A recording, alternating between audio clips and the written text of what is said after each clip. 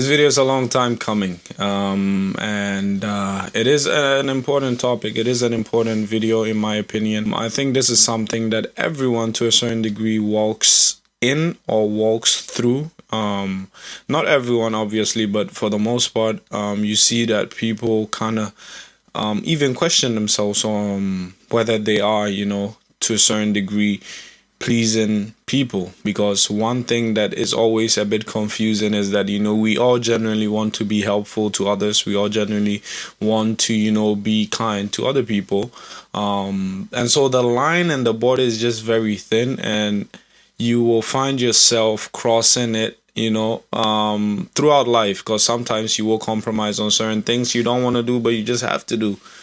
So it is, a bit of a conversation where, it's a touchy subject, right? If you clicked on this video, then for yourself. There are things that you would rather say no to, but you just can't, because it's just kind of stamped in you, or like it's just a characteristic in you where you kind of feel the need to help everyone, even though it is not reciprocated. Well, if that's the case, then my friend, come and sit down. I think you can join the bunch of so many people, right? I speak for myself as well. I found myself a lot of times, where I have to catch myself, where I'm like, yo, I might be bordering on kind of being a people pleaser. And I came to that conclusion that, yeah, I think this is something that I also I'm dealing with, and that it is something that I have to kind of grow out of, right? And I remember very vividly that when I realized that this is something that I might be an issue in my life, I went the other way, right? I tried to be kind of almost like a negative individual in a way where I was not trying to help everyone. Yeah, to my justification, I was like, I'm just gonna be practicing saying no, because saying no is important in life, which it is. You have to set boundaries. It is very, very important, and that is something that will help you to grow out of that. And so, yeah, with my case, when I found out that that was the case with me, that was the first thing I did. I was like, I'm just gonna be practicing saying no. But I was saying a lot more no's, even with situations I didn't have to say no. If I doubted a bit for a second, I would say no. The truth of the matter is that life is not built like that. We are not meant to do life alone, and that is to say that we are gonna need help, just like other people will need our help. And so if you go around saying no, rejecting everyone, best believe that you're gonna receive that same reaction and energy. And so it is not a viable solution to the problem of being someone who goes out of their way to kind of seek approval, because that is what it really is. Being a people pleaser is when you go out of your way to seek the approval for people to see you the way that you want them to see you. And so that is not necessarily a thing where it's like, okay, this is who I really am. No. Sometimes you even act in ways where it is a bit far from your character, but you're just doing it because it fits the group, or it fits the person you're trying to build a relationship with. And that is when it gets very bad. And so if you're a people pleaser, that is where the problem stems from, right? It stems from wanting to seek approval, and there are a lot of ways and a lot of reasons why that could be a reason. Some people always say that the way that you were brought up, the way that you were raised, right? They would say that if a child grows up and does not receive that kind of love, validation, and approval from their parents, they grow up to become like that. And I can acknowledge that in my own life. So being a people pleaser really comes from just having a bit of an identity crisis and not knowing, even if when you know yourself and you know your identity, like you kind of are not confident in your identity to be enough and for people to like you for who you really are. Sometimes people kind of show their character and people just do not like it, just because maybe they're a bit more quiet, or the other way around, they may just be a bit more loud, and people may not like it. And so then they will try to compromise. They will like to conform, and conforming is something that a lot of us, you have to do to a certain degree in the world, right? Taking this back to the prehistoric times, I don't know if that's the right label for it. Basically, the tribal times when people had to go out to hunt for food and stuff like that, we were all codependent on each other. And if you didn't, conform to what the group goal is, or the group's goal was, you oftentimes were, kind of set aside and kind of what's it called, banished. And so it is kind of woven into our human thinking and our human mind to conform. There are ways you will act in a company, in a professional environment, compared to ways you would act in a family gathering or with friends. But with the thing with being a people pleaser is goes past whether you're in a professional setting or not. Obviously in a professional setting it's gonna look different, but either way, right, it is kind of like your default setting to kind of want to be likable, right? It comes from a place of trying to be likable, but the hard truth is that as a person you're not going to be liked by everyone. And so you have to really come to a point where you know that it is okay to just be who you are and that not everyone is going to like you. And depending on the stage you are in right now in your life, as a child, if you're listening to me right now and you're below like maybe even let's say 18 downwards, like these are things that I can tell you, right? But you will still have to develop into, right? Because it comes with just age and also just your brain development. Changes happens over time, right? And so if you're listening to this and you're younger or whatever, and you're dealing with this issue, like also have grace with yourself, be gracious to yourself. It's gonna, because life is a journey, right? You're gonna have to grow as an individual and it takes time to grow and heal from certain things. Speaking for myself, I always found it necessary growing up, right, to prove myself, especially being the second born. It's like, as a second born, you kind of grow up in the shadow of your older sibling. That is just the factual truth, because they do everything first and then you follow, right? And so you kind of feel the need to kind of have to go out of your way to do it better. If the older sibling was more intelligent, you will feel the pressure to kind of go out of your way to also meet that standard, which is why they say being the older sibling is a lot of a responsibility, because you do affect those that follow you and stuff. But either way, it cuts across borders, right? So if they're more likable as well, you're gonna also try to meet that, because people kind of, especially if you're in the same gender, like both males and stuff, you're gonna try and meet that same kind of expectation that people have of that older sibling. But the truth of the matter is that personalities differ, and also characters differ and stuff like that, and so it's just not achievable. It is not reasonable. Add into that, as an African, we grow up in a society, even speaking for like being a Ghanaian, right? The Ghanaian culture is kind of wired in a way where people expect you to be a certain way, because it's like when people say Nigerians are like that, it's the same even amongst the Ghanaians themselves. There's this perception you have of a Ghanaian. So like if you see a Ghanaian and they act a certain way, that they are Ghanaians. So that being said, in the Ghanaian culture, right, if you are a bit different from what the standard is, you kind of notice that people notice that and they act differently towards you, right? And so that will also kind of affect, if you are a very subconscious person, which was how I was to a certain degree. And I believe a lot of people pleasers are subconscious in many ways, because they care so much and they look so much to what people may perceive them to be and who people may perceive them to be, right? And so then you become subconscious about stuff like that, and that does not help in itself. And so you can then try to kind of adapt to fit that ideology, or you just kind of hang around, stick around, but people are gonna treat you like you are less of a individual in that sense, right? And so that was my case, right? And that is how I kind of grew to become a person who sought to find his people, because at the bottom of being a people pleaser is that you're just trying to find your people. You're just trying to fit in at the end of the day, right? When someone say you're trying to fit in, it sounds negative, but it is true.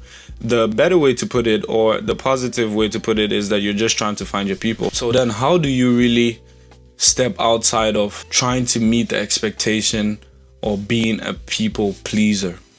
First of all, as a Christian, right? Speaking as a Christian, I believe in order to remove and eradicate any and every kind of identity crisis and identity questions, you need to really lock in with God, because he is the original creator and the original he has the blueprint to your life, right? And he really affirms you in who he has called you to be.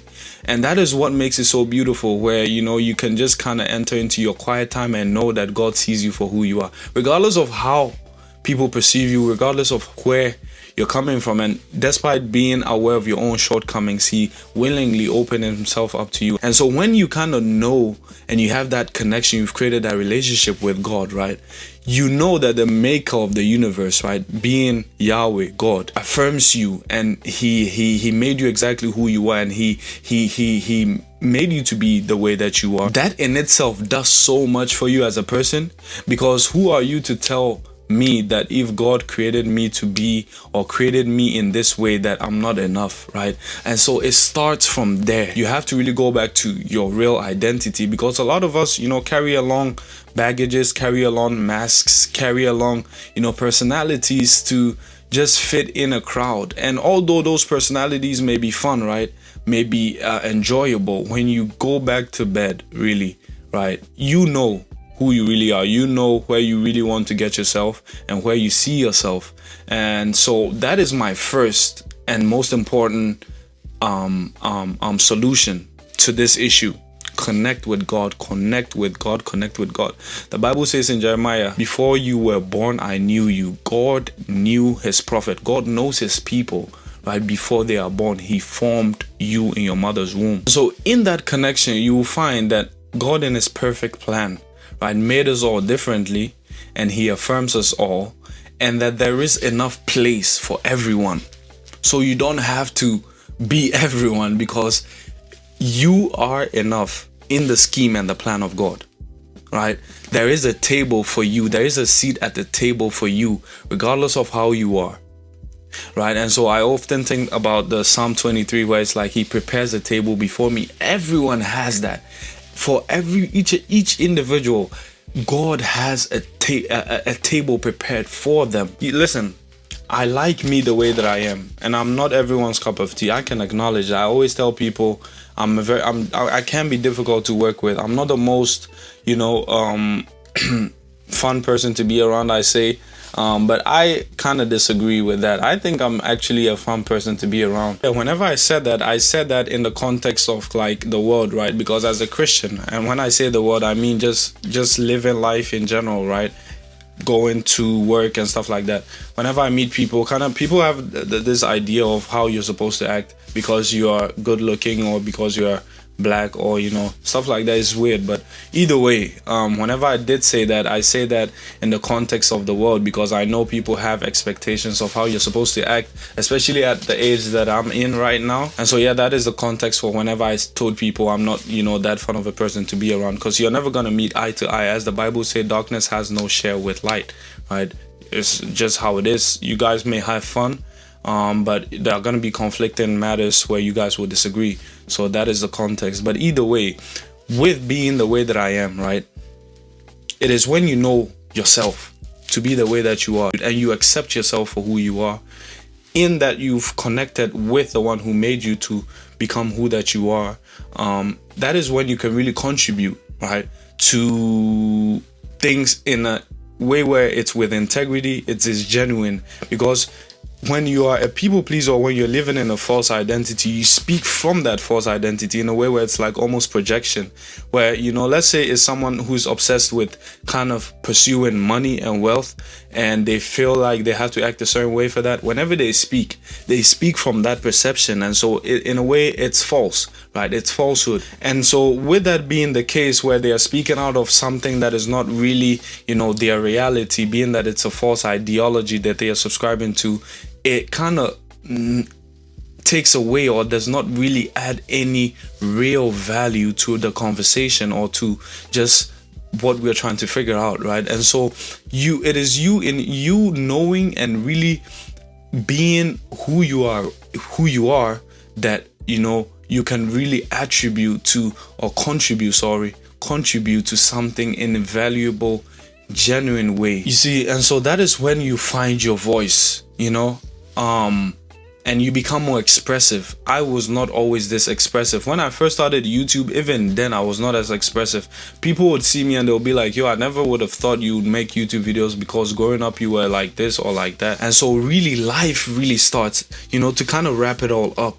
Life really starts when you are walking and living by your true identity, which is only found in Christ Jesus, right? And so get that part set first, right? And so moving forward, let's just say you know God, and you communicate with God, and you interact with God, right? And so that is already set, right? And so being affirmed in Christ Jesus, that does a lot for you. Moving forward, now you have to actually turn into actions, because you have woven a false idea in your mind, and you've woven, your body is so used to act in a certain way, it has to be unwoven again, if that's a word, right? And so it's going to take time, which is why I was saying, like, depending on how old you are right now, although you are receiving this information, it will take time for you to kind of digest it, because it has to be undone. Bad characteristics have to be undone over time. And so that is just the case. But in action, this is basically what it looks like. In action, it is a constant reaffirming of yourself, practicing truth, being truthful, and taking account on that, because you have to catch yourself. You have to catch yourself from lying. You have to catch yourself from kind of compromising on your standards when it comes to stuff like that, right? And you have to know that you're not gonna be everyone's cup of tea. There's no way you're gonna meet everyone's expectations. And you know what they say, like, if you don't stand for something, you go for anything. You just become, in a funny way, like a shapeshifter. You have to always like make yourself fit into someone's perception, which is just very draining. And so that is the little I have to add, or the little I have to contribute on this matter. I feel like we can go much more deeper and much more in depth, and to really expound on it. So maybe there might be a second video coming about this. You guys should just let me know in the comments below if you guys like, you know, concepts like these and topics like these, because, you know, at the end of the day, these are just real life situations and things that we all experience, and so I just thought it to be interesting to talk about it.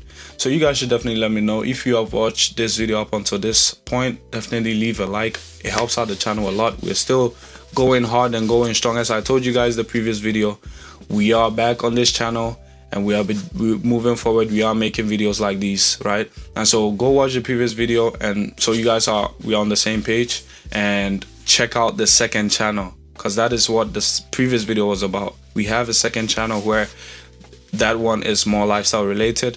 If you guys get the channel to 50 subs, right now I think we are at 11 subs. But if we get to 50 subs, the Spain video, my travel vlog to when I went to Spain, will be dropping. And so you guys definitely go and subscribe to that channel. There's a lot coming, and there will be a lot coming on this channel as well. I thank you guys always for watching, and that being said, make sure to share this video to someone whom you believe this video would help as well. And yeah, I'll see you guys when I see you guys in the next video. Thank you all.